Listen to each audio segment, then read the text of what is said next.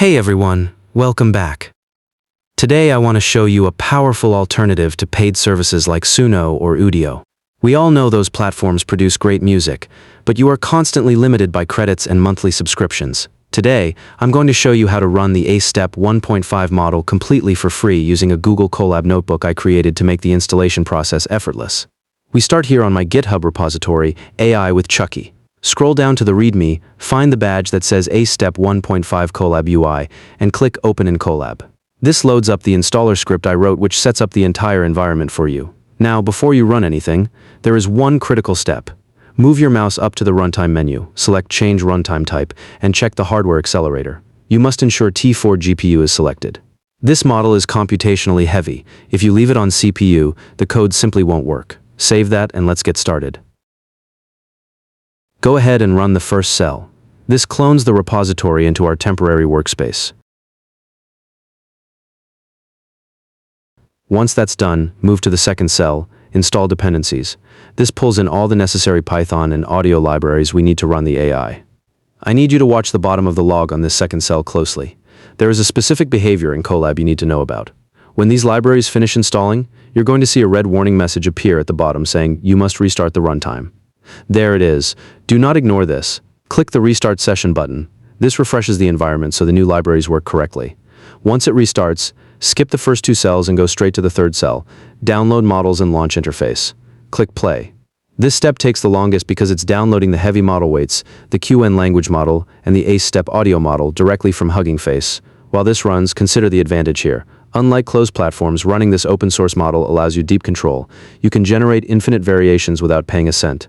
Okay, the cell has finished, but watch closely. The logs say model loaded, but no public link appeared. This is a common timeout glitch with the interface. If this happens, just go back and click the play button on the third cell one more time. Since the models are already downloaded and cached, it will launch instantly this time. There is the link ending in gradio.live. Click that to open the UI. Welcome to the interface. Let's look at the sections quickly so you know what you can do. We are currently in simple mode, which is perfect for text-to-music generation. Next to it is custom mode, which is designed for making music based on existing reference audio you upload. Then we have cover mode, used for creating AI covers of existing songs. And finally, repoint, which essentially allows you to repaint or edit specific sections of an uploaded track. For this demo, we are sticking to simple mode. In the song description, I'm going to type K-pop styled song. I want to see how it handles that specific genre. Down here, you'll see the batch size is set to 2 by default. This means the AI is going to generate 2 different variations of the song simultaneously. This increases the processing time slightly, but it gives you options to choose from. I'll hit Generate Music. You can see the progress bar moving. The T4 GPU is working to create 2 distinct audio files from scratch based on that prompt.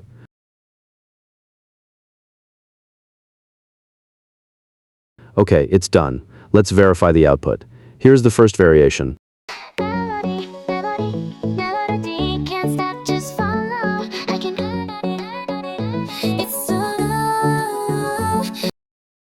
It definitely captures that upbeat K-pop vibe, and because we set the batch size to 2, we have a second version right next to it if we didn't like the first one. Now, if you're struggling with ideas, look at this. I'm not going to generate another track right now, but see this dice icon in the prompt box. If you click that, it uses the LLM to randomly hallucinate a detailed prompt for you like this one, epic orchestral cinematic music.